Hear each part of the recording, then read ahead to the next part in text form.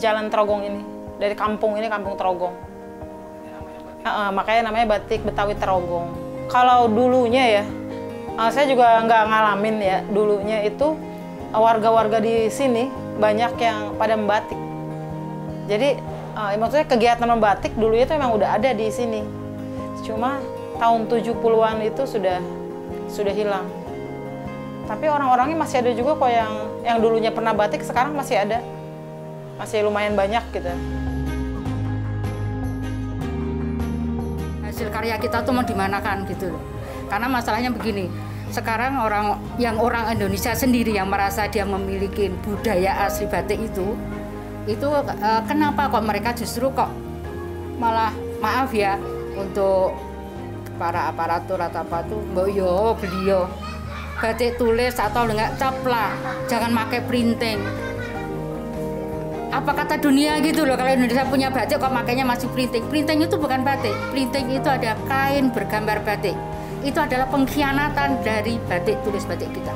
Terus terang aja kalau saya bilang, printing itu adalah pengkhianatan dari batik kita. Karena dengan adanya printing itu ternyata banyak sekali pengrajin-pengrajin batik tulis yang belum tingkat. Dan itu sangat disayangkan sekali.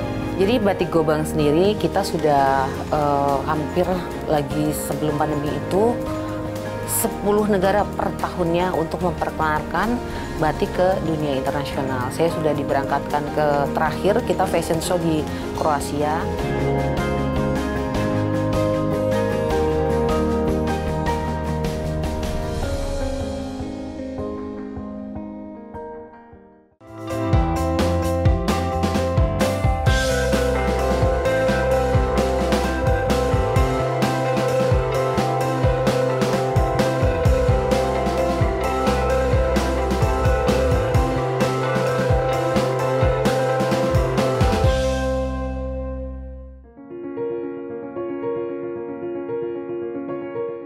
United Nations Educational, Scientific, and Culture Organization atau UNESCO menjadikan batik Indonesia sebagai salah satu warisan dunia. Hampir setiap daerah di negeri ini memiliki batik, mencerminkan identitas dan ciri khas setiap daerah. Salah satunya batik Betawi yang ada sejak abad ke-19 dan terus dilestarikan.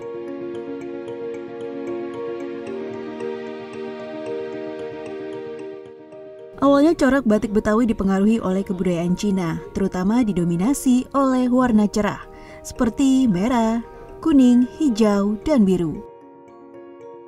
Pengaruh Timur Tengah dan Islam juga terlihat pada motif batik Betawi, yaitu memiliki medali, wajit, dan kembang. Sejumlah kain batik Betawi juga bermotif kaligrafi. Di Jakarta, Koperasi Konsumen Batik Betawi di Perkampungan Industri Kecil atau PIK, Cakung, Jakarta Timur, melestarikan batik Betawi dari generasi ke generasi. Di sini, mereka memproduksi jenis batik tulis. Dalam pembuatannya tidak berbeda dengan pembuatan batik yang ada di daerah lain. Namun, batik Betawi memiliki perbedaan dengan batik asal Yogyakarta dan wilayah Jawa Timur. Batik Betawi memiliki ciri khas tersendiri. Ini karena batik Betawi termasuk dalam batik pesisir. Warna yang mencolok dan cerah menjadi ciri khas dari batik Betawi. Tentu makna yang terkandung di dalamnya yaitu menggambarkan keseimbangan hidup masyarakat Betawi yang sejahtera. Seperti di Jogja, itu kalau motif batiknya itu sogan. Warna coklat-coklatan, hitam. Tapi kalau batik Betawi itu cerah, seperti merah, seperti kuning. Warna-warnanya warna-warna benar-benar warna-warna yang cerah. Dan itu namanya pewarnaan kita sejarahnya memang batik pesisiran.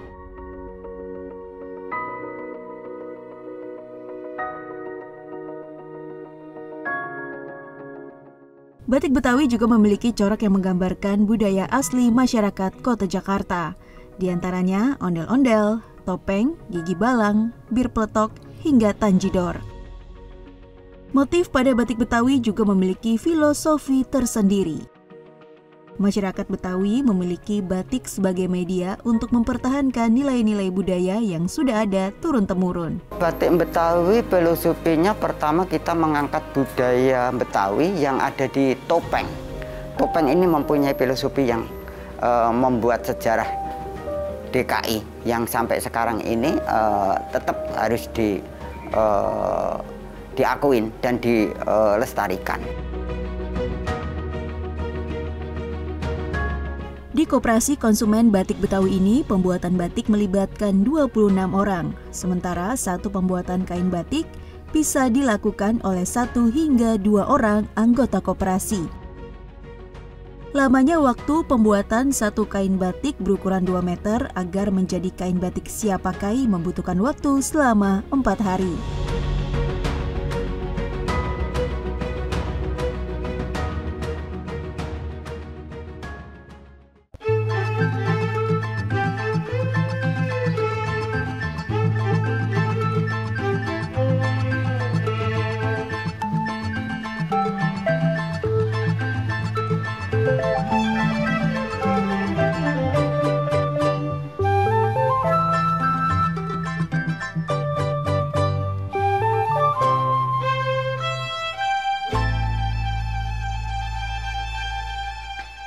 Corak batik Betawi menggambarkan kebudayaan dan sejarah. Selain itu, menggambarkan sebuah daerah yang ada di Jakarta. Lagunya merdu Betawi asli. Ini dia si jali-jali, sayang, sayang, sayang, disayang. Salah satunya batik Tarogong yang memiliki warna cenderung sedikit gelap seperti merah marun, biru, dan hitam.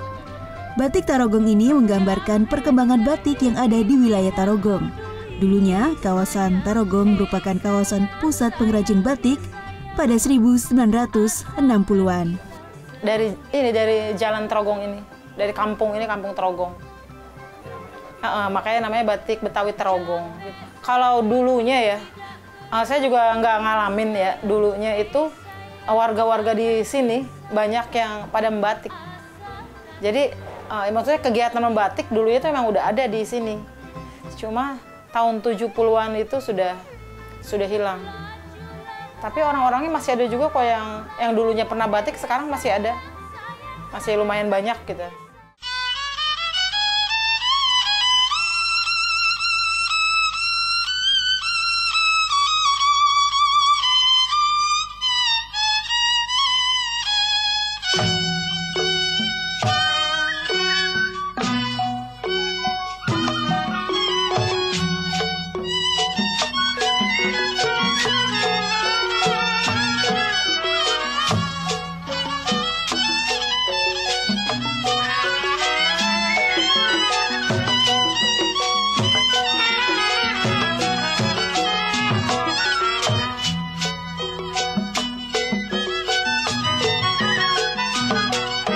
Tak hanya batik Tarogong, Batik Koja Jakarta Utara juga menghadirkan batik dengan motif yang menceritakan sejarah kehidupan di kawasan Koja. Batik Koja identik dengan ciri khas motif koral pesisir, serta menggambarkan keberagaman suku budaya yang mempengaruhi kehidupan dan kebudayaan Betawi. Kami lebih banyak mengeksplor yang ada di daerah Koja, daerah pesisir pantai, seperti nelayannya, bebatuan koral pemecah ombak, terus tidak luput juga ya, karena Betawi sendiri nggak terkonotasi Betawi pusat ya, yang selalu ondel-ondel, kerak telur, lalu apa lagi, tarian legong, rumah Betawi, enggak. Karena Betawi sendiri berasal dari masyarakat yang datang dari Jawa Barat, Jawa Tengah, percampuran etnis Arab dan China juga. Mereka semua bersatu di pesisir pantai Jakarta Utara itu untuk berdagang, lalu tinggal menetap, berbaur, perkawinan silang, beranak pinak, jadilah masyarakat Betawi. Jadi saya ambil motif-motif dari beragam suku bangsa yang sejarahnya dahulu seperti itu.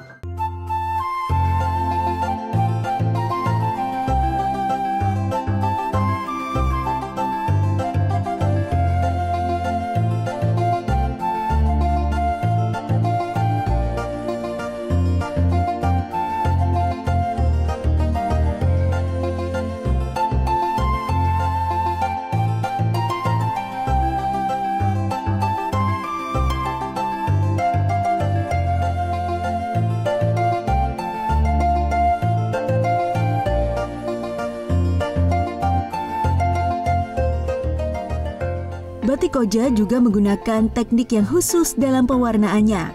Karena satu kain batik Koja tidak hanya berisikan satu warna saja, melainkan 2 hingga 3 warna.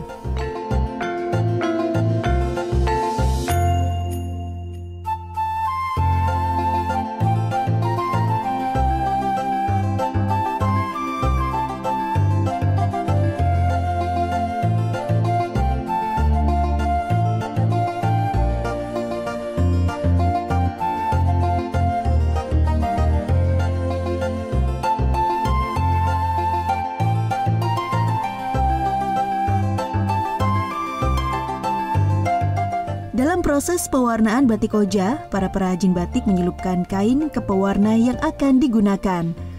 Namun hanya setengah kain saja yang dicelupkan ke pewarna kain, karena bagian kain yang tidak dicelupkan pewarna akan dicelupkan ke warna lain yang akan digunakan.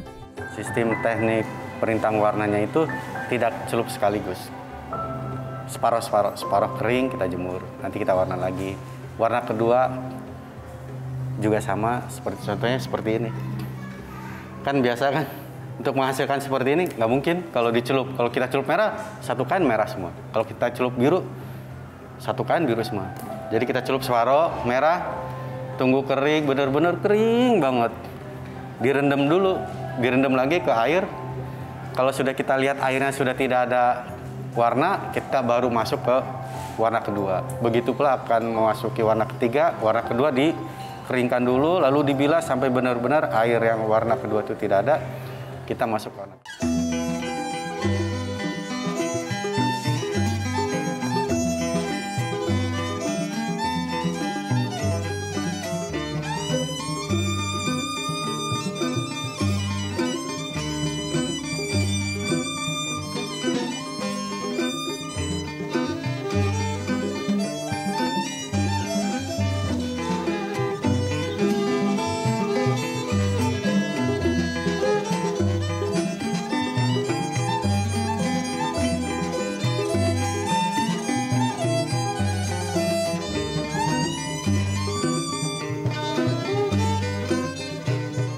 Teknik pewarnaannya cukup memakan waktu, ditambah dengan proses pencantingan.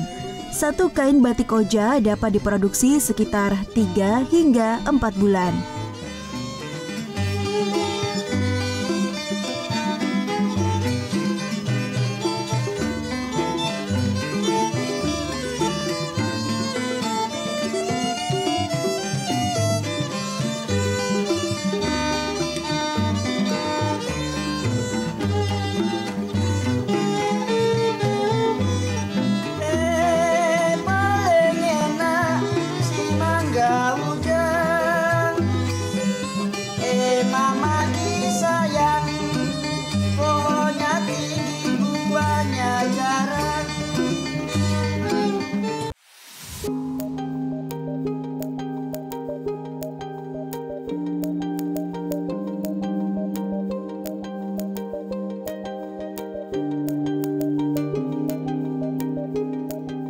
Batik Betawi memiliki ciri khas yang unik dari sisi motif dan warna yang mencolok.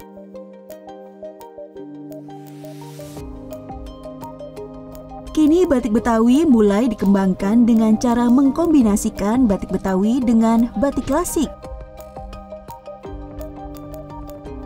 Kombinasi ini tidak menghilangkan ciri khas motif batik Betawi.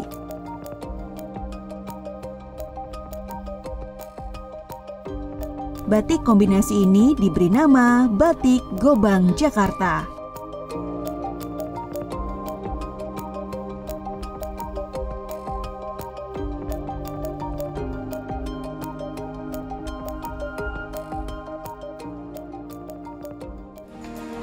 Kita mengambil dari akarnya, asalnya batik itu kan batik klasik ya. Jadi akarnya orang tahu batik itu adalah batik klasik.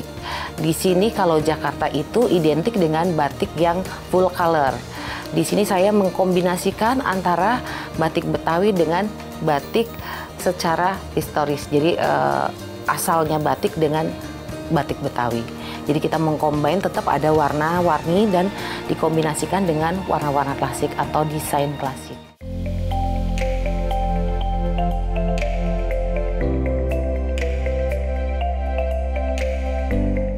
Kehadiran batik Gobang tetap menampilkan ciri khas Betawi, yaitu flora fauna Jakarta. Ornamen Jakarta seperti rumah Betawi, tugu, gigi balang, serta ondel-ondel Betawi. Sementara untuk memperlihatkan sentuhan klasik, batik Gobang menggunakan latar belakang warna coklat dan hitam. Biasanya latar belakang batik Gobang diambil dari motif salak, yang juga menggambarkan kota Jakarta.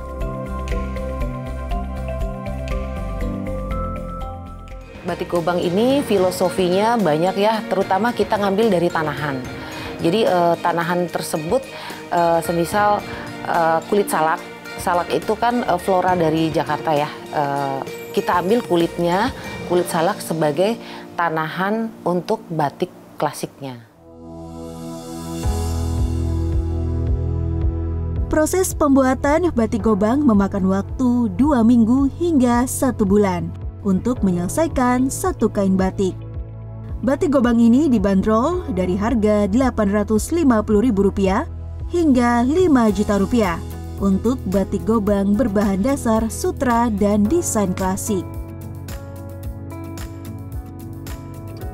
Kini kehadiran batik Gobang yang mengkombinasikan batik klasik dan batik Betawi diminati oleh berbagai kalangan. Bahkan kehadiran batik Gobang membuat anak muda tertarik dengan kain batik. Batik Gobang tidak hanya dikenal dalam negeri saja, namun sudah dikenal hingga mancanegara. Jadi batik Gobang sendiri kita sudah hampir lagi sebelum pandemi itu 10 negara per tahunnya untuk memperkenalkan batik ke dunia internasional. Saya sudah diberangkatkan ke terakhir kita fashion show di Kroasia dan rencananya Desember ini kita akan berangkat ke Swiss.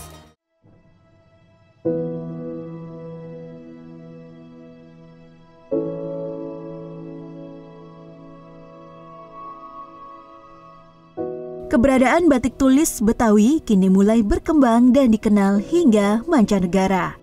Namun dalam membuat dan melestarikan batik tulis di era modern saat ini memang agak sulit.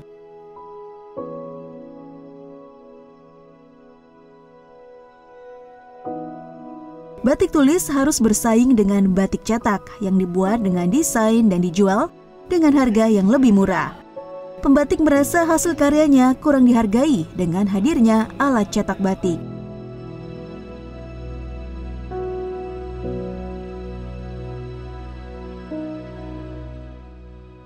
Hasil karya kita tuh mau dimanakan gitu. Karena masalahnya begini, sekarang orang Indonesia sendiri yang merasa dia memiliki budaya asli batik itu kenapa kok mereka justru kok malah maaf ya untuk para aparatur atau apa tuh beliau batik tulis atau enggak cap lah, jangan pakai printing. Apa kata dunia gitu loh, kalau Indonesia punya batik kok makanya masih printing. Printing itu bukan batik, printing itu ada kain bergambar batik. Itu adalah pengkhianatan dari batik tulis batik kita. Terus terang aja kalau saya bilang, printing itu adalah pengkhianatan dari batik kita. Karena dengan adanya printing itu ternyata banyak sekali pengrajin-pengrajin batik tulis yang gulung tikar, dan itu sangat disayangkan sekali.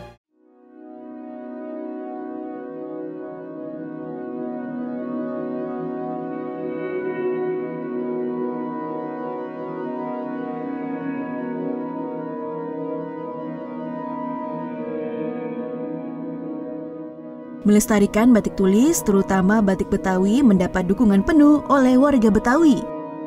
Pemerintah Provinsi DKI Jakarta dan generasi muda harus memiliki semangat yang sama.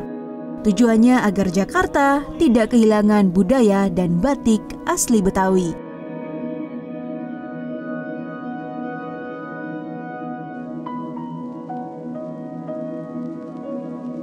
Batik bukan selembar kain. Batik merupakan warisan budaya Nusantara yang harus dikembangkan dan tetap lestari.